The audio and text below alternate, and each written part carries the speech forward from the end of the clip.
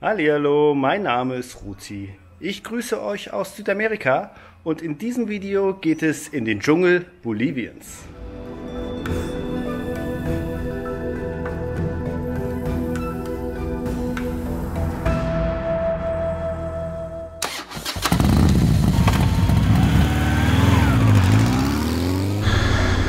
Schönen guten Morgen.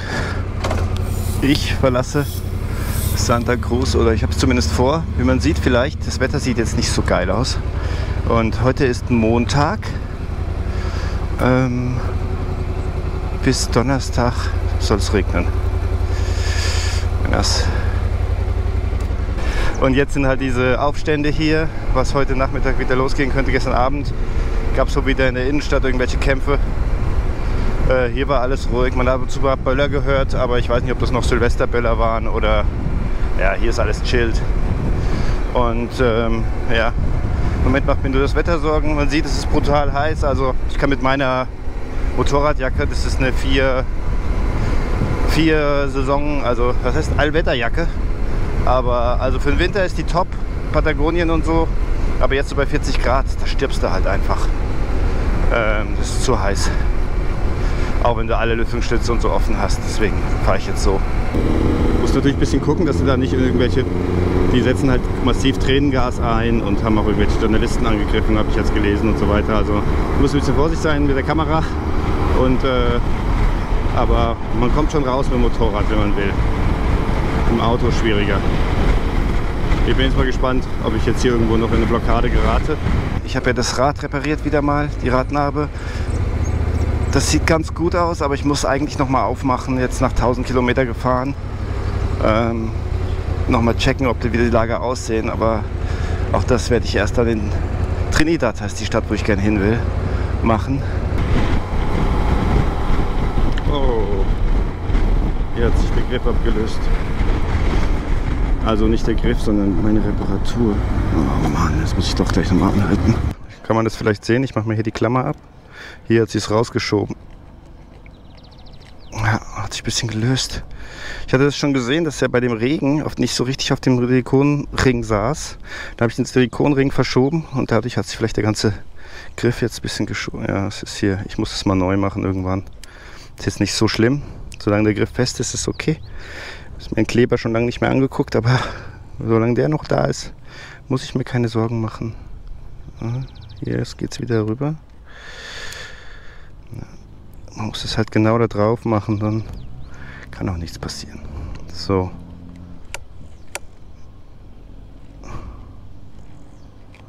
Ja, ist alles gut, glaube ich. Hier ist auch, dreht sich es auch mit, aber das ist alles nicht so schlimm. Jetzt schauen wir hier nochmal, ihr seht hier, wie ich hier bepackt bin, also ist hier so ein bisschen festgeschnallt. Hier kann man jetzt nochmal ein bisschen nachziehen immer. Rockstraps, super geil.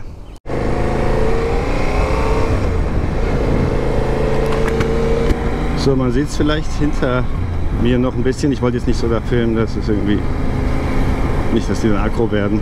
Da war jetzt eine Sperre, machen die so ein Seil über die Straße und die wollte jetzt irgendwie Geld haben, sonst lassen die sich nicht durch, die Leute. Und ich habe ihr jetzt 50 Cent gegeben und das hat gereicht. Ja, jetzt ist hier schon ein größerer Stau, hier ist irgendwas. Ich war da natürlich einfach vorbei mit dem Motorrad. Mal schauen. Wie ich hier nicht rauskomme jetzt.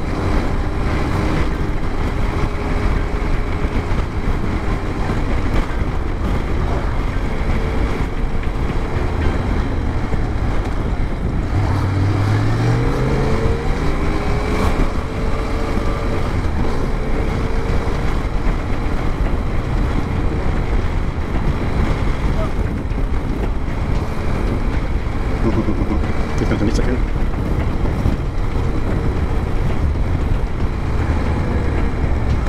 Jetzt.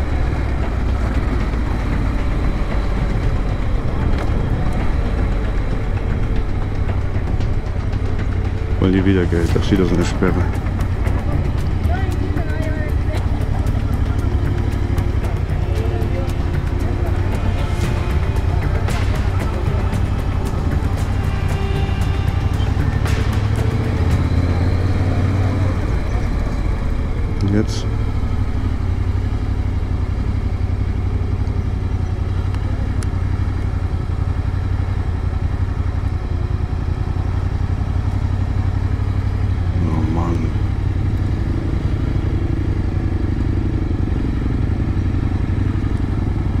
raus. Ah, acá? Ah, okay. Like this? Ah ja? Okay, gracias. Also, ihr seht's. Hier ist gesperrt. Aber er sagt, ich kann da unten rumfahren.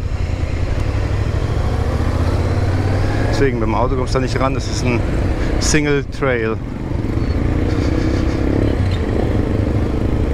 Und sie sind freundlich zu mir. Sie wollen ja auch nicht zu den Touristen eigentlich.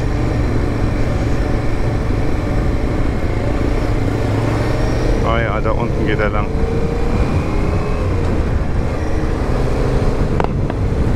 Ah. Dabei wird geböllert. Ich will hier weg. Okay. Und mich hier runter mal. Oh, ey.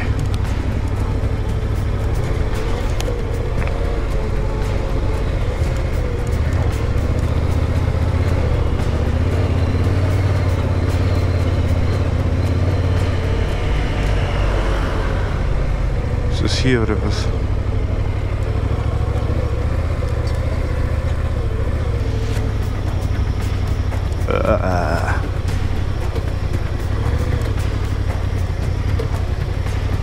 Oh, ist matschig.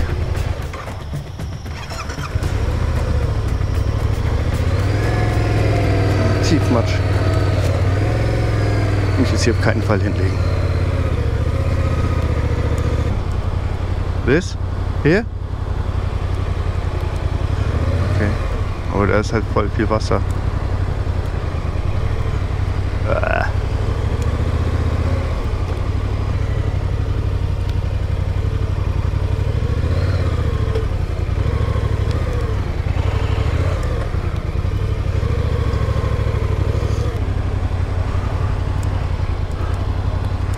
Hier?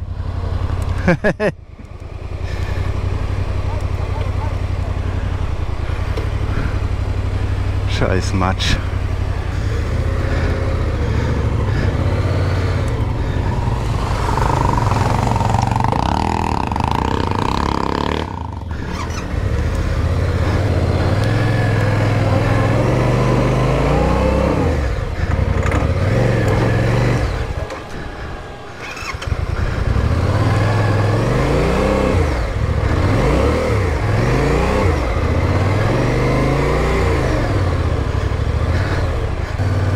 Ein bisschen angestellt, aber mit Matsch habe ich ja nicht so viel Erfahrung.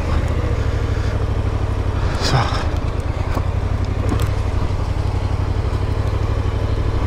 Okay. Fucking shit.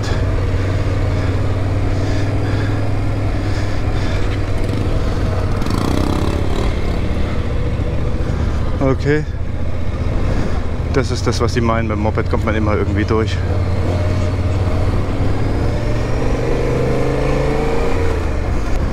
Ja, das mit dem Tanken hier könnte ein Problem werden. Man sieht, da ist eine ganz gute Schlange. Ich habe jetzt 140 Kilometer gefahren. Ich fahre jetzt einfach noch mal weiter. Der Weg übrigens, oh guck mal, Berlin. Oh, dann mache ich kurz ein Foto.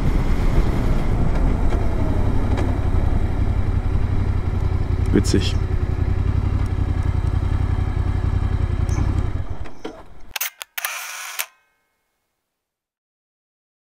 Deutschen Namen hier wieder ist der Mennonitengegend. Das ist die religiöse Minderheit, habe ich ja auch in meinem Weihnachtsvideo erzählt. Und die haben hier überall so Kommunen oder Farmen, kann man sagen. Und da leben die halt wie vor, weiß ich nicht wie viele 100 Jahren. Und ja, die haben alle die gleichen Sachen an.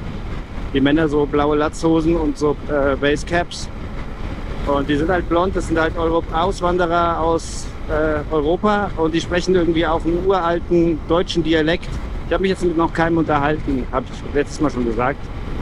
Aber vielleicht komme ich noch dazu. Und die haben ja eben auch so, ja, was habe ich gesehen?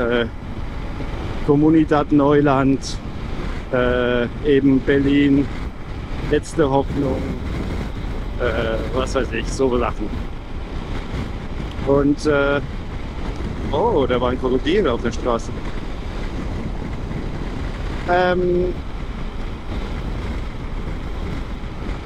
Ja, und die sind, ich habe letztes Mal gesagt, die sind so wie die Amish People. Und es stimmt auch. Ich habe bei Wikipedia gelesen, die Amish People, die waren früher auch mal Mennoniten. Aber die Mennoniten haben dann irgendwann die Elektrizität akzeptiert. Und das ging den Amish People zu weit und die haben sich dann abgespalten. Ja, war denen zu modern. Der Weg, ich fahre Richtung Osten, Camino de Chiquitos, Richtung brasilianische Grenze. Und dann geht es Richtung Norden ab. Und irgendwann, wenn man dann nach Trinidad will, dann geht es wieder in Richtung Westen. So, hier ist nicht so viel los. Da frage ich mal, ob die Benzin haben.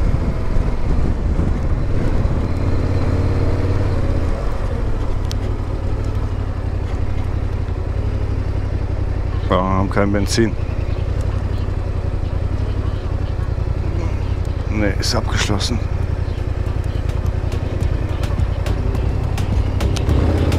Nur Diesel. Auch hier wieder kein Benzin. Einmal durchgefahren, habe gefragt. Das könnte ein Problem werden.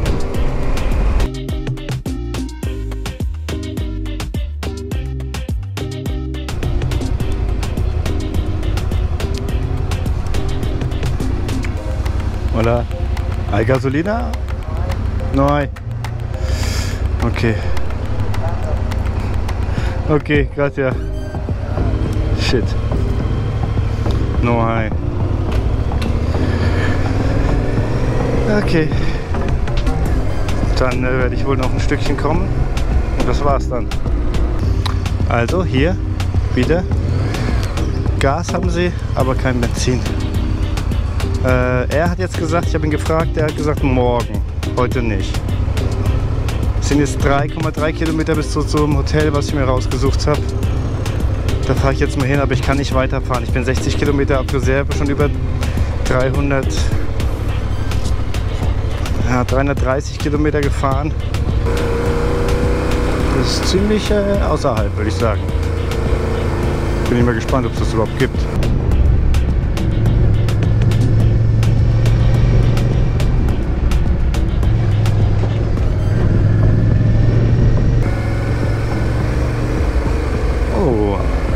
Grüne Echse. Itapemi. Mit so einem Fluss, See. Das sieht aber gut aus.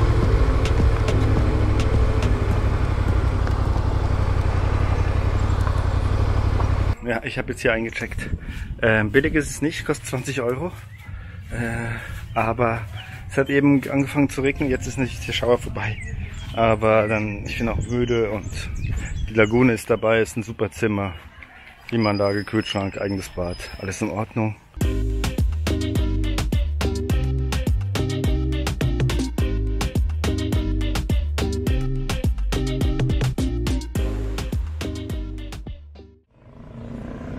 Guten Morgen!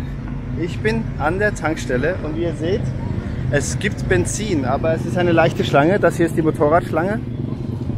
Wenn wir mal schauen. Die einzige Unsicherheit ist jetzt, gibt es genug Benzin für alle und geben die mir Benzin, weil ich Ausländer bin. Ich habe ja auch den Kanister noch dabei. Muss man mal schauen, ob das dann funktioniert.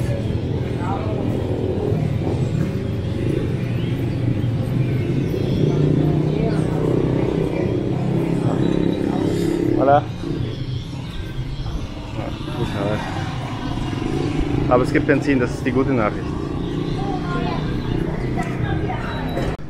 So, 5 Minuten später bin ich fertig.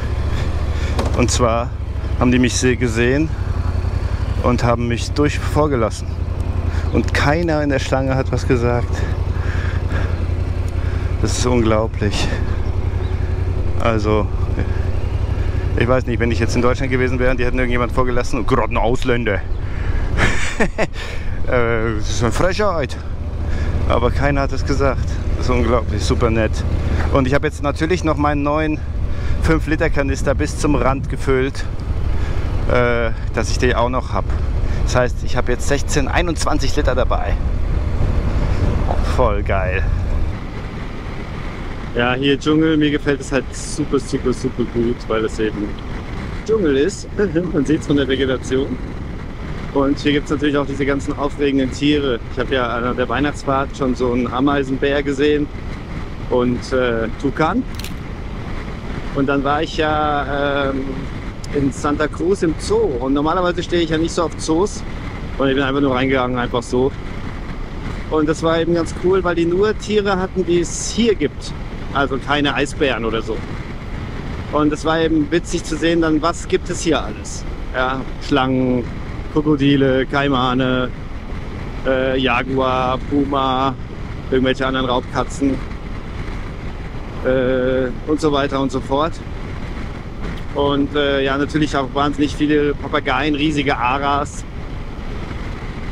Und das ist total spannend. Gestern Abend war dann auch auf der Terrasse bei mir war auch so ein riesiger Frosch. Ich weiß, dass der Titicacasee irgendwie berühmt ist für riesige Frösche. Aber es war schon auch so... Ich habe ein Foto gemacht, aber so richtig nah ran habe ich mich nicht getraut, weil er war schon ziemlich groß. Ich bin jetzt kein so ein Frosch-Fan.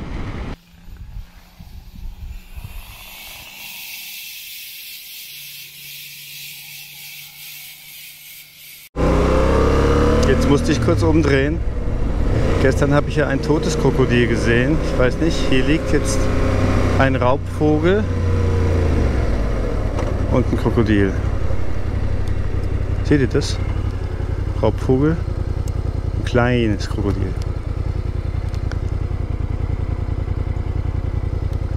Tja, ich habe ein bisschen Schiss natürlich, aber ich fahre mal dran vorbei.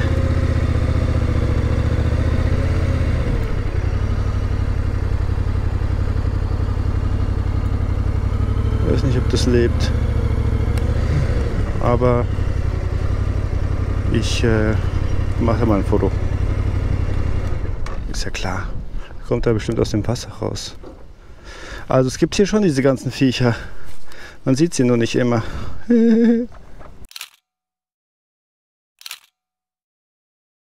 Es ist echt cool. Es sind auch so riesige, weiß ich nicht, Reiher oder Storche manchmal in diesen Wasserflächen. Ich hatte dann jetzt nicht angehalten, weil es so nach Regen ausgesehen hat. Und einmal ist hier so über die Straße ein Tukan geflogen. Man hat da diesen riesigen Bananenschnabel gesehen. Oh, jetzt sind damit die Handschuhe runtergefallen. Gucken, dass das Krokodil ist. Ja, ich lieb's. Vielleicht ist es übertrieben, aber jetzt geht's hier ab mit Tieren.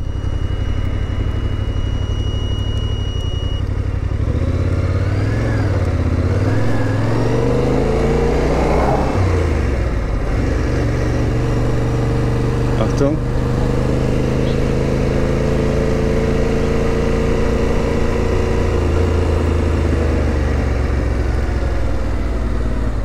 Da. Kann man es sehen? Nandus.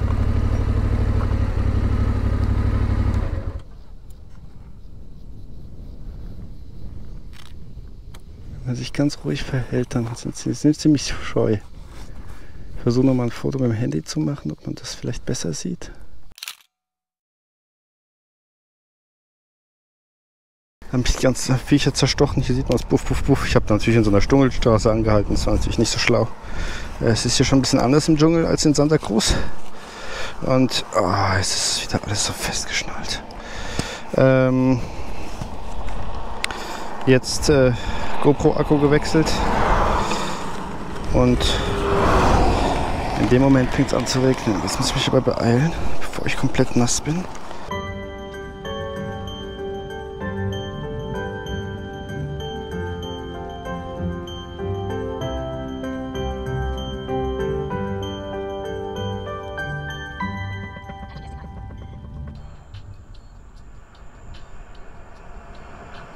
Die sehen aus wie riesen Meerschweinchen.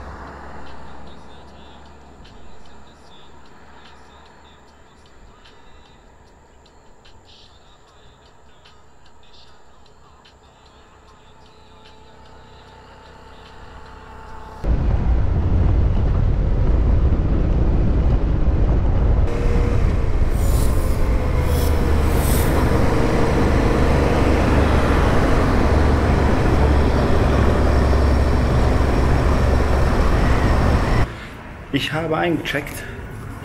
Ich kann es mal zeigen, weil es ein bisschen witzig. In meinem Zimmer, wenn das da ist, hier steht mein Motorrad direkt vor der Tür. Hier ist so ein Sitzplatz und das ist natürlich alles tropisch hier, das ist natürlich super cool. Und ich konnte es da oben da reinmachen, da hat es genau reingepasst. Links und rechts waren 2 cm von meinem Lenker, also passt genau rein, ohne Stress.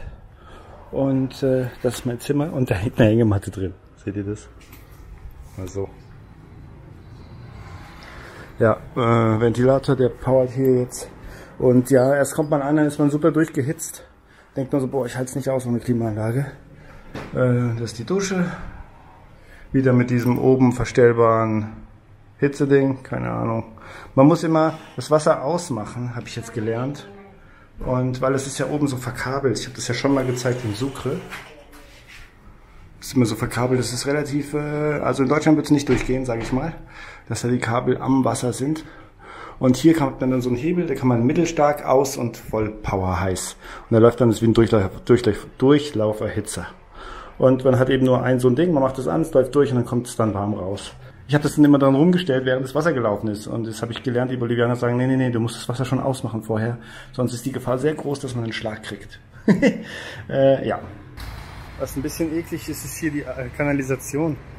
Das hier ist quasi die Tür von dem Hostel und hier sind halt so Abflüsse. Ich meine, es hatte ja auch viel geregnet, aber das stinkt brutal. Also es ist schon eklig. Wenn man es hier sieht, es läuft gar nicht ab. Ja.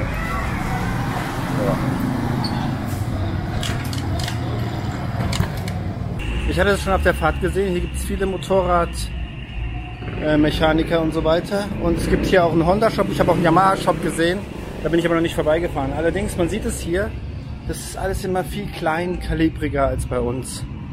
Also ich habe Fahrschule, glaube ich, auf CB 500 gemacht. Das ist hier 125er, 160.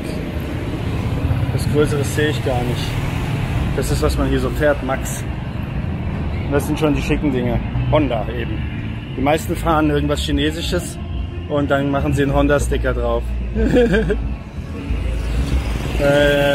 Ja, und da wären wir auch schon am Hauptplatz dieser Stadt. Sieht ziemlich ähnlich aus wie der in Sucre, nur mit weniger Leuten. Aber hier hängt auch noch die Weihnachtsdeko. Irgendwelche Musik schallt hier.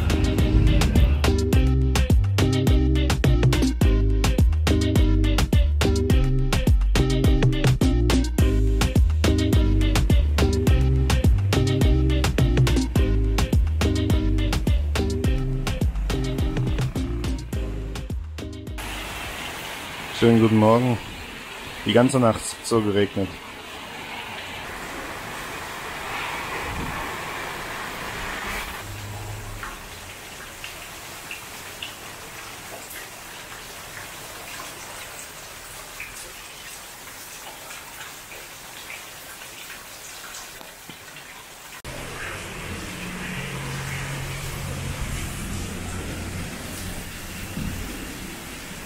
Oh, ihr könnt euch erinnern, gestern ist ja dieser Graben, sieht man gar nicht. Wow.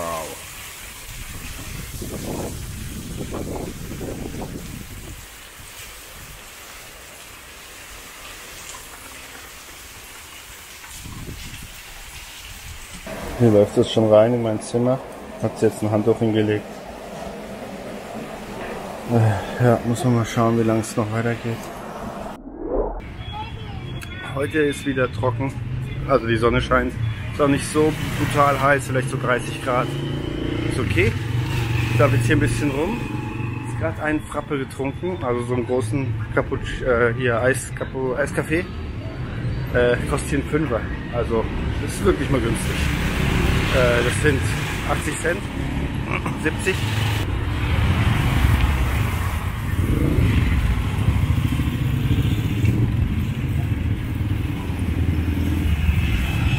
Ich bin wieder zurück im Hostel und heute muss ich was machen. Das schiebe ich schon eine Woche vor mir her. Ihr wisst ja, ich bin Mr. Radlager und ich hatte sie in Santa Cruz wieder gewechselt. Da musste auch wieder was ausgedreht werden, weil es wieder nicht richtig gepasst hat. Und ich glaube, das Hinterrad ist auch soweit fest. Allerdings bin ich jetzt 1500 Kilometer gefahren und ich will jetzt mal nachschauen, weil ich habe irgendwie ein leichtes Quietschen. Ich habe das ja schon erwähnt. Ich kann es nicht lokalisieren. Ich glaube nicht, dass es vom Hinterrad kommt. Ich glaube auch nicht, dass es vom Vorderrad kommt. Wenn man die Maschine so runterdrückt, hört man auch nichts. Wenn man das hochbockt und das Rad dreht, nichts. Wenn man dran rüttelt, alles fest. Also ich weiß es nicht genau, wo das Quietschen herkommt. Aber ich check jetzt einfach nochmal. Baue wieder einmal das Hinterrad aus. Was dabei rauskommt, erzähle ich aber erst im nächsten Video. Dann geht es auch noch tiefer rein in den Dschungel, der einige Herausforderungen für mich bereithält.